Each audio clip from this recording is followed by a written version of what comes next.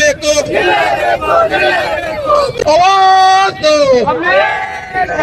अंबेडकर जिंदाबाद जिंदाबाद जिंदाबाद of people, minorities, Bengali Muslims mainly, have lost their citizenship since 1960. There are 7 detention camps in Assam full of people who either should have refugee status or full citizenship status. वो तो पहले भी बोले थे, पर उन लोगों के जो सपोर्टर्स हैं उन लोगों को पता है कि मुसलमानों के खिलाफ है, इसलिए वो लोग वोट भी देते हैं। ये तो बहुत क्लियरली एक डिस्क्रिमिनेटरी पॉलिसी है। इलेक्शन वाला बेनिफिट तो एक पहलू है ऑफ कोर्स, पर ये उन लोगों का लॉन्ग टर्म डिमांड रहा है। बीजेपी के इलेक्शन मैनिफेस्टो का पार्ट रहा है ये जो पॉलिसी है। में बताया जा रहा है सेंट्रल गवर्नमेंट की जानिब से, खासकर होम मिनिस्टर अमित शाह की जानिब से, कि इस लॉ से, सीएए से या एनआरसी से मुसलमानों को या अल्पसंख्यकों को कोई नुकसान नहीं है। वो बिल्कुल गलत है। हम अमित शाह का ही स्पीच देख लेते हैं। उन्होंने बताया कि आप क्रोनोलॉजी समझिएगा।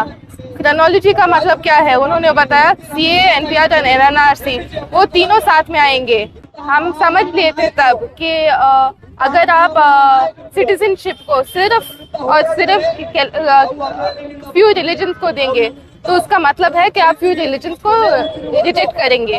वो भी देखे हैं कि 10 साल से उनका कम्युनल एजेंडा हमने देखा कि उनका आरएसएस का आइडियोलॉजी है हिंदू राष्ट्र। जो हिंदू का कस्टम्स को नहीं मानते हैं वो सेकेंड क्लास सिटीजन हो जाएंगे। तो वो उनका आइडियोलॉजी में लिखा गया है, गोलवालकर में लिखा गया है। तो अभी हम हमारे हिसाब से ये बिल्कुल मुसलमान के खिलाफ एक स्कीम है और हम उसके विरुद्ध खड़े हैं। It is an attempt to divide the country on the basis of religion. First time you are saying that citizenship is on the basis of religion. This is a secular country. This is a secular country with a secular constitution, which they are attempting to destroy. And under no circumstances will accept this. Let's also see that this amendment, this notification, it was issued on the same day Supreme Court said that they will not give any further extension in the electoral bonds case. They said that you have to say where the money is coming from. People have the right to know. That same evening they issue this. So it is obviously to hide what wrongs they have done, hide the improperities that they have done, that they are attempting to do this. This is part of their Hindutva project, which is an attempt on their part to change this country into Hindu Rashtra, what they keep saying. But we have to be very clear that we will not allow something like that to happen. This is a secular country. It's a country for people of all religions, of all faiths, or for people who believe in God, who don't believe, whatever it may be.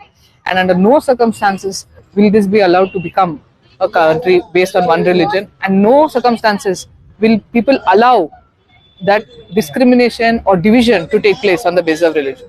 Madam, आप ये बताइए कि अब जो है elections बहुत करीब हैं और ये लोगों का इस तरह का पॉजिटिव नैरेटिव डेवलप करने की कोशिश करना कि इससे अल्पसंख्यकों को या मुसलमानों को कोई हार्म नहीं होगा, कोई नुकसान नहीं होगा, ये सिटीजनशिप देने का कानून है, लेने का नहीं है।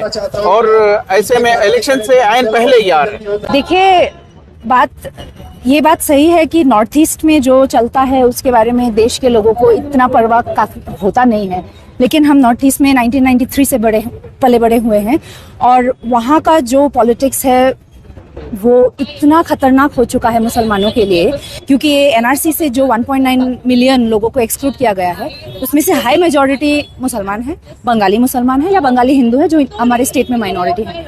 तो अगर आप साफ साफ बोल सकते हैं, ये बोलने को कोई भी बोल सकता है कि नहीं, ये कानून, ये सिटीजनशिप देने का कानून है, लेने का कानून नहीं है।